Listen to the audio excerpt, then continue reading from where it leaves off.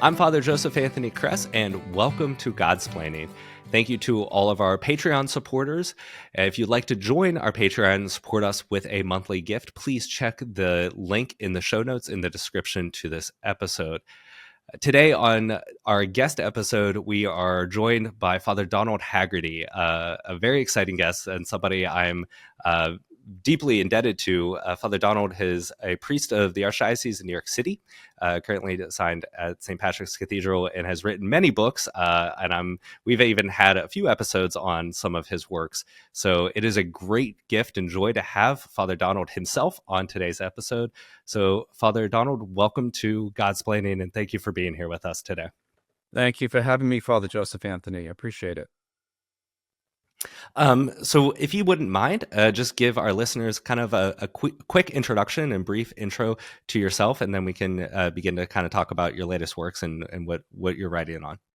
Sure. Well, I'm a priest of the Archdiocese of New York. We're now neighbors. Yes. Now that you're at St. Vincent Ferrer. And I've been at St. Patrick's Cathedral for 8.5 years now. But in previous years, I taught in seminaries actually for 20 years. In 13 years at the New York Archdiocese Seminary, also Mount St. Mary's. I lived also 4 years in Ethiopia, teaching in their national seminary. And I've had much contact, a lot of work with the Missionaries of Charity, Mother Teresa's sisters over years. Many retreats with them, and they've certainly affected my spirituality. So, but right now I'm at the cathedral, busy there with right in the heart of Manhattan. Yes, and I know that has been some of the inspiration of some of your works about the contemplative hunger, in speaking about this kind of heart's desire for a contemplative life, even being in the heart of Manhattan, where everything is so busy and things like that. So it's great to hear that, and I didn't realize up to this point about your experience in internationally. And kind of how that has kind of helped form you for your kind of current position in the works that you're doing now, which is really impressive. Well, thank you. Yeah, I've actually traveled a lot because of doing retreats with the Missionaries of Charity. I've seen them in their third world countries, and then they have a big presence in Ethiopia, 17 houses, and their biggest house in the world is in Addis Ababa. So I worked there. And I went primarily to work with them, but I had a day job, you might say, teaching in seminary and a place to live. Well, that's good. Nice to have a little place to live, even when you're on mission like that. I know one of Mother Teresa's famous kind of quotes that has always rung true with me is her work in the third world and the work of the sisters in the third world. She's experienced such radical and extreme poverty, but she always looked at the Western world and these Western societies and remarked on the radical spiritual poverty that is in place in these big cities and things like that. Have you experienced some of that, of what she maybe mentioned on, but in your own kind of experience of the third world and in New York City? Well, I think the poverty in American cities, in New York City, Mother Teresa was fond in a way of saying, the greatest poverty is loneliness, and we see that in a place like New York, other cities in the United States where, this isolation of people who have, abused drugs or abused alcohol, but they're completely isolated sometimes, the self-destructive, life. Even a quick anecdote, when Mother Teresa first came to the United States, she knew of Dorothy Day, who ran these homes for the Bowery poor in New York from the 1930s. And the first person Mother Teresa wanted to meet in New York was Dorothy Day. And she did go down to the Bowery and walked with her in the streets. And at one point, she turned to Dorothy Day. There were all kinds of people. The Bowery was a terrible place in that time with all the the despairing alcoholics. And Mother Teresa turned to her and said, "How is it that in your country you have so many people dying in the streets?" And Dorothy Day answered her and said, "Mother, they're not dying, not just yet. These are our poor people. These poor, despairing men, they're alcoholics, and they're killing themselves with alcohol." And that may have actually put a serious spark and a seed in Mother Teresa, because she then eventually opened up hundreds of houses in Europe and the United States, in South America, where that kind of inner city poor is present. Yeah. Oh my God, I did not realize that connection between Mother Teresa and Dorothy Day. That's really fascinating to see that in such early on with her first Yeah, trip that to was the an early United time. That States. was around 1960, 1961. Hmm. And then she didn't have a foreign house until 1965 in Venezuela. But then she eventually did.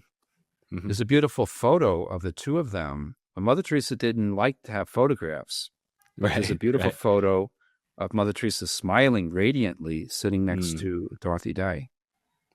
Oh, that's beautiful. That's beautiful. We'll have to find that photo because Father Patrick, one of our other friars on the podcast, is very devoted to Dorothy Day. So I'm excited to kind of share that with him and that experience, that antidote there. And maybe we could have a future episode on Mother Teresa and the work of the missionaries of charity, which I'm sure you would have such beautiful insights on. But I would like to kind of shift the conversation to your authorship. All the books that you've written that I've mentioned before. The book Conversion has been very important for me. The book Contemplative Hunger is really beautiful. But you have a new book coming out, The Hour of Testing. I believe it actually is available for purchase right now. So can you give us an introduction to this latest work of yours, The Hour of Testing, and Well, what motivated you to write this kind of, or address this topic that we're looking at here? Well, the other books, the previous books were all books of spirituality and of some Hmm. depth. Even the last one on Saint John of the Cross, Master of Contemplation. And Hmm. in the last years, I would say I have been very conscious of the question mark that, the era in which we're living in now, Hmm. and there is a lot of talk. Where is the world going? Where is the church also going Mm. in our time? And so this book, actually, I divided it into three parts. And the first section, 5 chapters, the first third is dealing with problematic questions, issues. What kind of era are we living in? I think now, Hmm. Hmm. personally, some might disagree, but I think personally we need to ask the question, where are we going? There is no endless, flow of history into, no, Yeah. that's not Christianity, that there is a terminating point. So to put something, into discussion, it's not good Mm-hmm. to have that kind of panic, Yeah. extreme idea that, okay, the second coming is, next week. This is Right. not good either. Yes, But it's we see also, people like they yeah, get so fatalistic with things. They're like yeah, everything's falling apart. We're spotting this is the end of it all. Get your 7-day beeswax candles ready to go. We got to be ready. It's on the horizon. And I'm like, yeah, I don't that's a know. little bit, it's extreme, and it can actually do harm, serious harm to Yes, people, disrupt yes. lives, and, do harm to children. And so that's not good. And an extreme apocalyptic radicalism is not appropriate. But I think we have enough signs now that we have to ask the question. I mean, I began the book in the first chapter, with our Lord's, question himself: when I return, will I find faith on earth? Oh, yeah. And we have seen in our own time, this, very radical, dramatic decline in the practice Yeah. of religious faith. And I bring that up, that's one of the questions, the whole discussion on the second coming. But for Hmm. sure, there will be stages to this. And my own sense in writing this was that we're seeing perhaps something unprecedented in the church right now, Mm. that, Okay. serious strain and tension, not just polarities of theological difference, but some serious things that could open up in a worse way. And they would be signs then, time to wake up in a way and look at symptoms of what's happening. So then the Hmm. other 2/3 of the book are taking up serious spiritual approaches. Then, if we are entering, as the decades continue, a century of grave significance, well, that Hmm. calls for a resurgence of more intense, spirituality. And Hmm. Those are some of the topics I take up in the second two-thirds. Yeah, I think that's a beautiful way to kind of frame it, because sometimes we can get um, maybe so focused on reading the signs of the times and saying, okay, this is not going in a good direction. Like you said, that it's moving in a direction. We can say, like, we can kind of read the signs and recognize this is not a good direction to go in. But that even that recognition is hopefully to instill in us a greater faith, right? It's supposed to maybe turns us towards a deeper union with the Lord, and not just get fatalistic, as you were kind of mentioning. In your kind of evaluation of, like, okay, maybe there's the beginnings of some of these really kind of important struggles within the church itself. What would be some of those that, for your eyes, to say, like, okay, this is, not in its purest form, but this could lead to something really bad? What would be some of those that, like, piqued your interest in your own reflections in preparation for writing the book?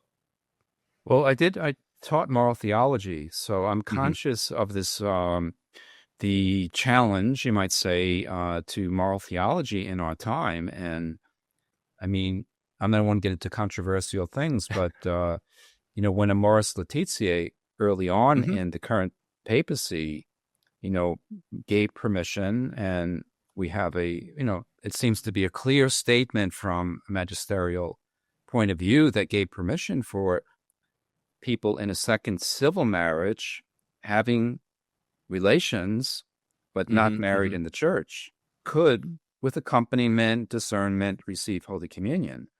Well, the problem of that statement is not just theological, it also No. contradicted, Yeah. clear, explicit teaching of Pope John Paul II and also of Pope Benedict. So that was an early question. I think even more so right now, we may be ready at this point for some, if things continue, it could go into the next papacy.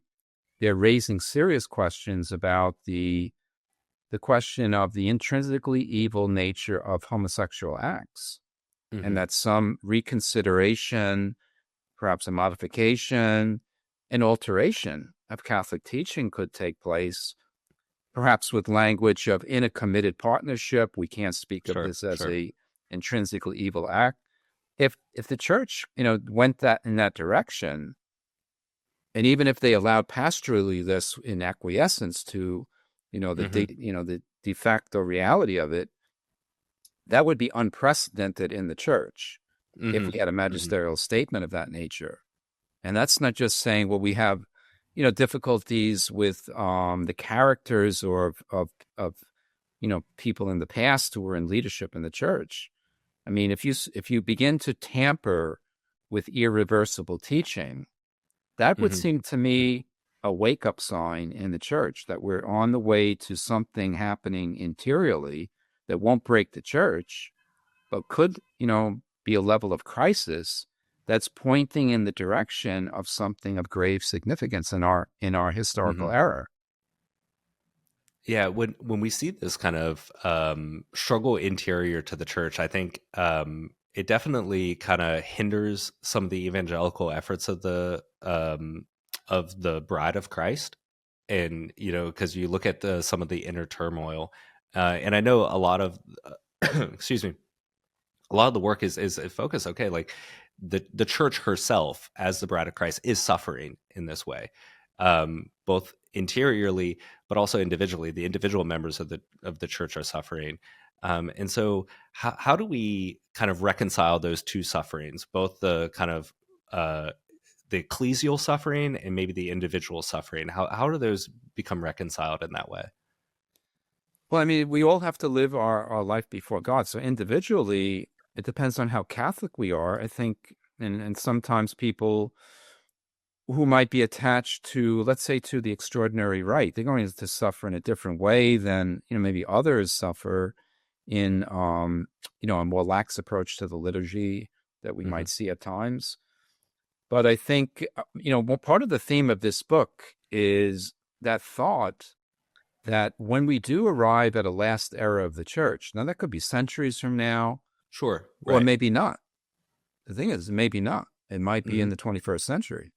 And if the decades ahead do enter that grave period, one of the realities might be, I think it's a very interesting thought, that the church itself, the heart of the church, will undergo something of the last week of Jesus, a Mm, replication in some mystical manner or mysterious manner of what Jesus suffered in his last week. Betrayal, the mm, contempt of the crowd around him, that even from his own, for those that were, dear to his heart in love, that they would wound him in this manner. And I think, that's what we also have to be ready for in the church, that as priests, as lay people, as religious, that if you're faithful to tradition, and whether hmm it's moral tradition, the heart of prayer, we may in some manner, suffer for that faithfulness. That's possible in the future scenarios of the church. So what I'm saying now in the book is, well, that means we really do have to step up, and take a hmm leap, perhaps spiritually, right now, in preparation for what might be coming. In the kind of ability to step up, the ability to kind of say, okay, let's lean into the realities that we're here. One of my personal favorite books, and a lot of our listeners will not be shocked to hearing this, is the work by Monsignor James Shea, From Christendom to Apostolic Mission. And one of the things that he opens that book with is saying the the gift of when we are living, the specific timeline. We didn't live in previous generations, we don't live in future generations, we live in this timeline. That of itself is a gift to us, and to be able to receive this time in which we are here on this earth and live in this church is a gift that the Lord gives us. So to kind of embrace that, even if the realities do present itself as part of the suffering and struggle of whatever this may be. So in stepping up into kind of being cognizant of the realities of this current situation, but also to embrace it as, okay, this is the gift that the Lord is asking us to. And sometimes suffering is a weird, maybe not so desired gift, but it can be a gift for us. And so that kind of concept of understanding the current state of things, the current realities that maybe aren't um, kind of predictive, in the sense of, like, it's not, you know, per- purely going to unfold in a very kind of systematic way, but it has the potential to get out of control in ways that none of us would have seen in the past or maybe have desired. But to step into this reality that we're living in, what are kind of some of those tried and true spiritual practices that we can thus live in this current state of things, live in this current reality, but with enough hope and uh, a disposition of receiving the graces that that is possible, even when the circumstances or some of the other things are less than edifying. Yeah, I first want to say I think you're right on target, with that comment, though, because I think if you think what happened with saints, Hmm with holiness has to be a response also to the current affairs, the current Yeah. trends of one's time. So you become heroic in self-offering and giving yourself to the crisis of the time. hmm So, martyrs were made, in times of terrible suffering, Yeah. persecution, uncertainty, fear. There's no predicting what's going to happen, but people stepped up heroically. And I think the question to Yes. ask now is, what is heroic self-giving and self-offering in our time? Yeah. And to me, I mean, I think it's worth, if people are listening, that it's worth the thought, if I was a good practicing Catholic, you know, giving myself into the tradition of the church and going to mass every Sunday, and maybe it's time now to realize that actually there's a lot of collapse of faith and religion, of a sense even of God around us. So Yeah. that requires that we really do step up, not just taking care of our own spiritual life, but living a very sacrificial offering for others. So Mm. people, we live in New York City, people who work in New York City, if they went to Mass every Sunday, why not go to Mass every day if you work in New Mm, York? You could do that in yeah. many cases. Why not pray a rosary every day, even if I was not accustomed to doing that? Why Mhm. not at least pay a visit to a church every day? Why not, become more aware of the need for good reading or, being exposed in some manner in ways where I might help others that, don't have, a very good Catholic awareness.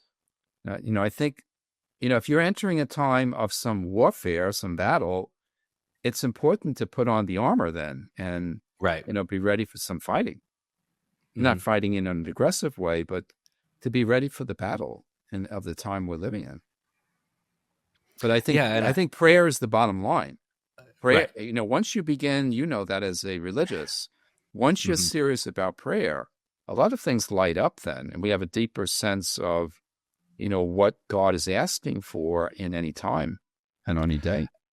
And I also have found, with a prayer life, it helps you to kind of see, the Dominican phrase that we always use is like from a God's eye perspective, because when you're in it, it can be very murky, it can be very confusing, and you're trying to make sense of, you know, uh, the the run of the day and the hustle and bustle of New York City, or of any kind of the daily obligations of a professional life or of a social life and things like that. But to be able to carve out a robust prayer life and dedicated time, and but also inviting the Lord into that daily obligation, the rhythms of life, helps you to kind of see as God sees it, and maybe not be as kind of confused or, you know, fearful of what may be more shadow monsters than what they are actually. And that's one of the tactics of the evil one, is to present himself as larger than what he is, and but they typically are shadows. But we have to kind of have that daily communication, that regular prayer life, to kind of begin to see with the eyes of God, and not so much see with the eyes of men in that way. So kind of rebuilding and reestablishing those kind of prayer life, and that it may be calling for more than just the bare minimum. The precepts of the church are beautiful, but they are kind of the bare minimum. And we're at a point that is maybe a little more extraordinary than others have expected it to be. Um, what would you what would you say to some of our listeners that are hearing this and it's scary, and they're thinking, well, the church was something I always could depend on, but if I can't depend on it anymore, or if the church, quote unquote, is moving from an age of triumphalism to an age of suffering, I don't want to suffer. Like I'd rather not be a part of that kind of thing. Like, and maybe they're a little timid or scared to face these realities. How would you speak to some of the listeners that are experiencing that side of things? Well, I would just say also, I think, we have to look at the church also. It's our family, and we Hmm. can have, we've all probably had some struggle in family. And Hmm. the reality is that, when we go to inside a church, we have our Lord present in the Eucharist. That's not going to change. Hmm. And there can be, I'm not calling them secondary things, but there are things that where this church could undergo, painful struggle and some divisions. But it is important that, all of us, that we remain rooted in our commitment as Catholics, and that Hmm. we don't allow anything, in a sense, to catch us off guard or be so shocked. Let's say there is a decision in the church where we say, well, the church can't do that. Yeah. That might be true in some Yeah. ways, that the church should not have done that, whatever that is, in future decades or next year. I don't know. But we still have to understand there can be mistakes that take place, Hmm. but our Hmm. Lord remains one with his church. He is very present when we are praying before a tabernacle. Mary is very present as we are praying the rosary. And I think it's important that, Catholics that are serious, let us root ourselves much more deeply in the life of prayer. And Hmm. it's nothing to be panicking about, or, a sense of there's no cancer in the church, nothing like that, Oh, yeah. but that Yeah. we root ourselves in the things that are most healthy and holy in our church. I mean, I've had great blessings from the closeness with the missionaries of charity. And Yeah. I think we also have to find our way to holy places, holy Hmm. contacts. And the real question now is, become holy. It's always been that. But in a Yeah. time of any difficulty, holiness is very possible. So we should, go after the prize in that way for the sake Hmm. of other souls too. One thing that you mentioned, and I would like to kind of just open that up a little bit, is kind of you mentioned how in these sufferings or in the kind of current era that we are living in, to make an offering or to make a sacrifice of these kind of sufferings or things like that. Sometimes that language is a little ambiguous or nebulous, and nobody really was like, well, how do I make an offering? How do I make a spiritual sacrifice? How do I make a spiritual offering? I know how to make physical sacrifices or things like that. How can you kind of maybe guide some people in saying like, okay, these struggles that we're enduring, how do we turn that from just enduring of less than satisfactory desires or enduring evil in a different mode to actually making an offering or making a sacrifice of that experience? All right, that's a great question. And I think, one thing I would say is I don't like the phrase, sometimes people might say, offer it up. Right. And that sounds like just, well, forget about it. But sometimes it's not that easy, you don't I just forget. agree. Yeah. And I don't think that phrase is good. I don't think it's enough to say, maybe in other days, other eras, they just said, well, the sign of love is to bear suffering. Hmm. Well, it's not enough to just to maybe to bear it and endure it, but to be conscious of an act of offering. We all know we can make interior acts in prayer where we put it in words in some manner. Hmm. Jesus, I offer this in union with your passion.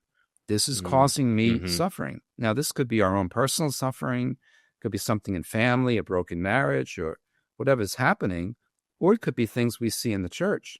I offer this in union with your passion Hmm. for the Hmm. sake of souls. And I think the motivation for it, the intention is a key thing too. I mean, in my own personal life, and I try to suggest it to people often, pray for the dying in need of grace on this day or even in this hour. The Yeah. Wow. dying who are in need of grace, who are in mortal sin, Hmm. who need a grace of, some final grace in order to respond to the mercy of God. And I think that allows that act of offering not only to be fruitful, but it kind of energizes it. There's something at stake here. And Yeah. it's not just that we, have some remedy, some medicine for our own suffering, but that we make use of it and don't waste it and Hmm. make it something of a gift sacrificially for the sake of others. Yeah. Um, as we're kind of coming into the end of this episode, which I feel like we could talk for goodness hours on this, but you mentioned Our Lady, her role standing at the foot of the cross. And as my new role as the promoter of the Rosary, I would love to just kind of hear your take on, these new realities that we're dealing with and living in the church and living as Christians in this new era.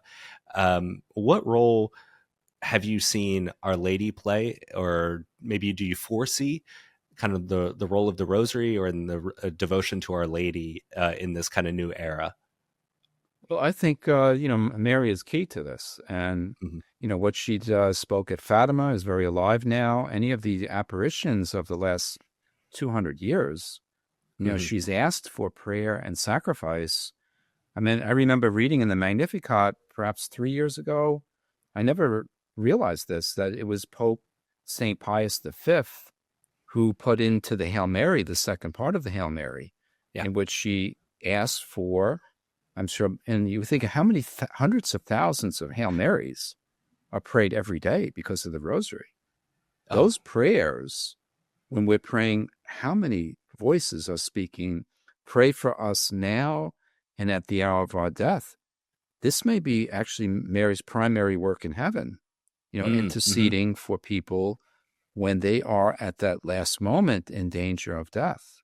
And this is what she did at the cross also. She didn't just gaze on her son in his suffering, but she prayed for both of those men, the two men on either side. One we know will turn to him. But I write this in the book, and I've written it in another book also. I personally would be thinking that Mary was observing, she was witness to a man losing his soul at Calvary. And that wound that took place, Jesus is pierced on the cross as that man is dying. That piercing takes place to the heart of Mary, and seeing a person perhaps lose their soul at Calvary. And then you're seeing all of history there. Mary on beneath the cross, one man who is saved, the other one who perhaps loses his soul. All of history is in that moment. And this is the power of the rosary also, that Mary is taking those prayers for the sake of souls in need. No, I think that is such a, maybe a moment of hope, is to see like, okay, this is like, what a great confidence to place our trust in, is the mother of our Lord who intercedes for us now and at the hour of our death. And by praying the rosary, by repeating that kind of plea to Our Lady, that's where our confidence is that her son does save us, and her son does pour out in abundance his graces, but even at the precise times that we need it the most, which is at the hour of our death. And to have that be kind of our confidence is in her intercession when things are not as clear as maybe they have been in years past, or as stable as maybe we hope they could be, but that we take our refuge and confidence in her intercession, in turning to the rosary, is incorporating that as part of our daily kind of prayer, like you were saying, increasing our prayer life as a way to kind of be prepared for the uncertainty of this day, but also the uncertainty of what maybe lies ahead of us. So it doesn't have to overwhelm us of not knowing, but that we actually know where our confidence is in the Lord, in the fact that he did die and was risen from the grave for our salvation, and that his mother perpetually intercedes for us by turning to her in the rosary. So Father, any last thoughts before we kind of wrap up totally on the state of the church as we're looking at it today, and kind of how we need to interact with these realities? Well, I think you said it very well just there. I think our experience as priests, people are different when they have that closeness to Mary. And it's always, even, some people think, well, if I don't pray a perfect rosary, no, just even to carry the rosary and pray is, I agree. And put your hand in your pocket in the subway and do what you can. This is good, because I sometimes tell people, if you're praying the rosary every day, Mary will recognize your voice when you pray a Hail Mary in a moment of need or a temptation, or she knows you as one of her children then. That's beautiful, so these things are, we have to be conscious that the supernatural realities are far beyond what we even realize, that the gaze of God, the gaze of Mary, the gaze of Jesus on the cross for us is infinite and immense. So let us, choose for that kind of deeper faith and awareness of what's really happening in the invisible realm. Yeah. Well, Father, thank you so much for carving out some time to have this conversation. Very excited for this latest work of yours, but just also excited that we can kind of join in this mission of being priest in the church in this present day. And thank you to all of our listeners for joining us on this episode. As always, check the link in the show notes in the description to follow those links to our website, and to follow the links to pick up this book from Father Donald Haggerty. The book title, once again, is The Hour of Testing, and there will be links to his other previous works as well. So we thank you all for listening, and just know that we are always praying for you, our listeners, and we ask you to continue to pray for us. God bless you.